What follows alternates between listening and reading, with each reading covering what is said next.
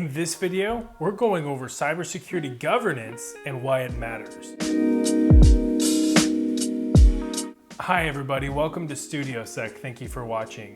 Like this video if it's helpful, comment down below on your thoughts on cybersecurity governance, and subscribe for more content I'm posting every week. Governance is important in all environments. Having a series of policies can help shape business strategies and objectives. They can help employees know what to do and what to expect. They can help clients know what to expect. And they can be the difference between short-term success and a long-term lasting success. So with that, we're gonna go into different types of governance, and we're gonna dissect each kind. First, we're gonna talk about policies, then we're gonna talk about strategy or a goal, then we're gonna talk about compliance, then standardized processes, then enforcement and accountability, then senior leadership oversight, and finally, resource allocation. So obviously, these are several areas that many organizations struggle with. If you're a small business, these may be some areas that maybe your organization could work on, or maybe they're areas that you've already addressed, but maybe you could circle back to. Either way, it's super important to never neglect these areas. So with that, let's go ahead and talk about policies. Your policies are kind of the meat of your governance. And really, you want to design your governance around your policies. And the reason for that is these are printed documents. These are typed out, these are written out. These are explicitly declared positions that your business has on how you will address certain topics, on how you will operate in certain conditions. And they really will kind of make or break how your company reacts to certain environments. Ideally, your policies will push towards your business goals. They should be readable and easy to understand, and they should also be consistent. You do not want one policy to declare one thing and then another policy to contradict that. You want to make sure that your policies weave into each other and form a cohesive fabric that is consistent and makes sense whenever you read it all the way through. Next, we're going to talk about strategy and goals. And with these, you want to ask yourself, what do you actually want to accomplish? Now, of course, these have to be clear, they have to be realistic, and they have to be something that you can measure. It may also be helpful to include benchmarks along the way of meeting your objective. Something that you can kind of identify, like, okay, we've hit these benchmarks, we know that we are on our way to meeting our goal, and maybe you can include a timeline. By Q2, we want to hit this goal or this benchmark, and that will let us know that we are on track to meet our overall fiscal year goal. Next is compliance, and let's be honest, you're never gonna escape from the all-consuming gaze of compliance. This includes things like HIPAA, if you're medical or you deal with medical kind of information, FERPA if you're in universities or you deal with finance information, all kinds of compliance documentation that you'll need to be keeping track of. Overall, you just want to make sure that you are still in compliance, you're not falling out of compliance, you're doing all the right things, so when an auditor comes around, you're above board and you don't have any problems there. This does require constant vigilance, and if you're already in the cybersecurity world, this is probably one of those things that keeps you up at night. If you're a business leader, yeah, it's probably something that keeps you up at night too. Just something that you're constantly wondering, where are we out of compliance? Where are we not seeing a problem? Well, something that can kind of help with that, and that's the next point, is standardized processes. Thing is, once you find a process that you're gonna have to be doing multiple times, document it, standardize it, make it easy for anybody to come into the organization, pick it up, and be able to accomplish the same level of success every single time. And this level of standardization will make it easier across your organization for you to scale, for you to bring on new people, for you to cross-train, for you to be able to document and make sure that people know what they're doing. With standardized processes, it's just overall, it's much easier to scale as an organization and to grow than if you have unique ways of handling the exact same topic or the exact same problem.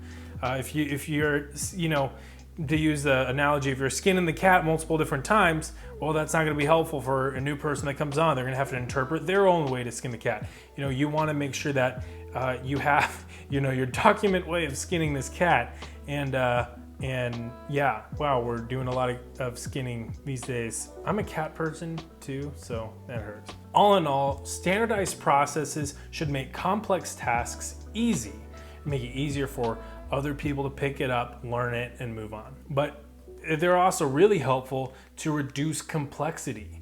So if you have standardized processes, well, this might tie into a complex process. And so if you standardize different chunks of it, then that can reduce an incident or a problem or an error because it's standardized, people are trained, they know how it works, there's documentation on it, there's kind of the way to do it, quote unquote, and that will reduce an error. At the very least, you'll know where that error is coming from. Next is enforcement and accountability. So for this, you want to ask, if something goes wrong, what happens?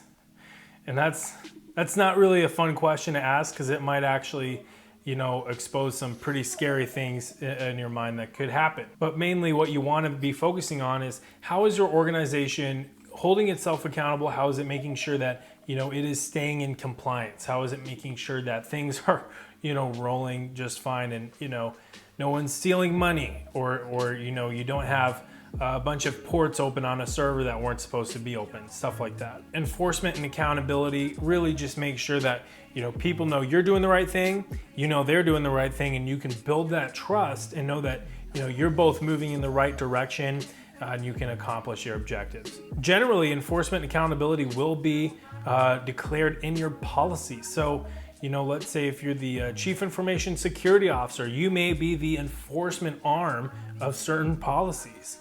If you're the Chief Finance Officer, you might be the enforcement arm of certain finance policies. You can declare who is going to enforce certain policies. It's up to you. It's up to you if you're the business leader or if you have a leadership role. What's important though is that someone is enforcing these policies. And this is especially true when it comes to compliance.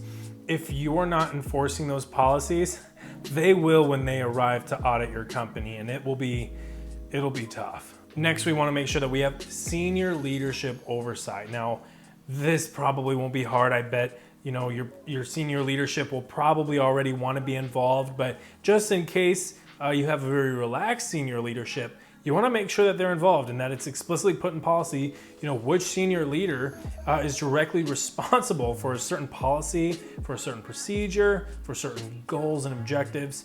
You want to make sure that they're not only aware, but they're involved in the process. Now, obviously, this information is going to be going up and down the chain, right?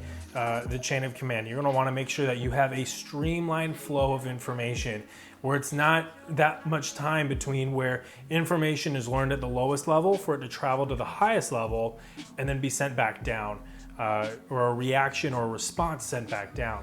You want to make sure that you mitigate the amount of time in that communication loop so that way the people on the lowest level know what they're doing, everybody at the top, they know what's going on, and they can pass feedback back down. Next is resource allocation. Now, you want to make sure that your budget reflects your priority. So if cybersecurity is a priority in your organization, then you need to make sure that your budget reflects it.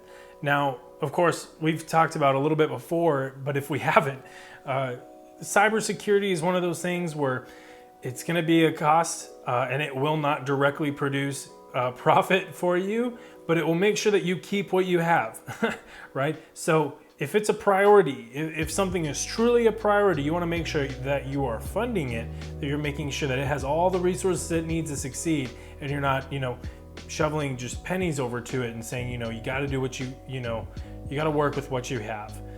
Because that's really, it's going to lead to frustrated employees, frustrated leadership that, results aren't being produced, and just all kinds of problems all across the board. Now, as we've already talked about all these things, governance is incredibly important.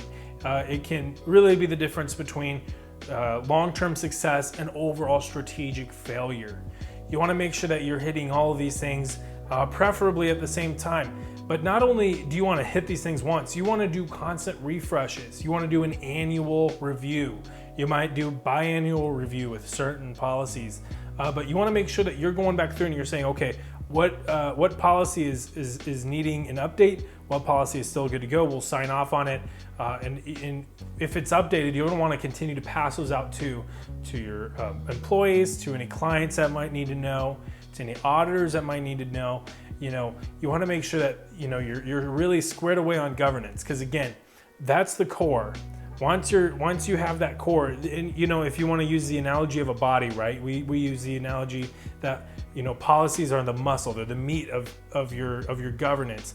Well, you want to make sure that you build that structure, right? Because if let's say that this person you're building, right? So you got like the policy is the muscle, the bone is the oversight and the resource allocation, right? And whatever.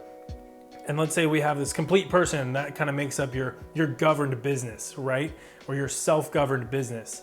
Well, it's going to be able to go out and accomplish objectives more efficiently, right? Because it's got everything it needs to live and sustain itself, right? Whereas if you don't build any policies for your organization and you just try to go and accomplish business objectives, well, there's no muscle, right? So that there's going to be problems down the line. Like, if somebody, starts forwarding malicious emails, that might break a policy in a robust company or a company that has an email policy. But if you don't have anything explicitly, discouraging that or saying don't do that, well, then who's to say that what they're doing is wrong, right? It might be wrong, but you want to make sure that your company is declaring, okay, this is what's right, this is what's wrong for our company, and we're going to hold to it because these are the enforcement arms that we've declared. Here's our lines of accounting that we've set up to actually accomplish this.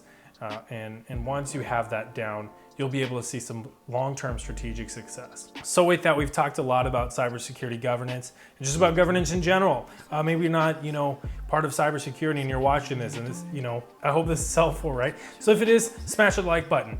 Comment down below on your thoughts on governance, on if there's anything in there that you want to learn more about, and subscribe for more content. I'm posting more every week. Thank you.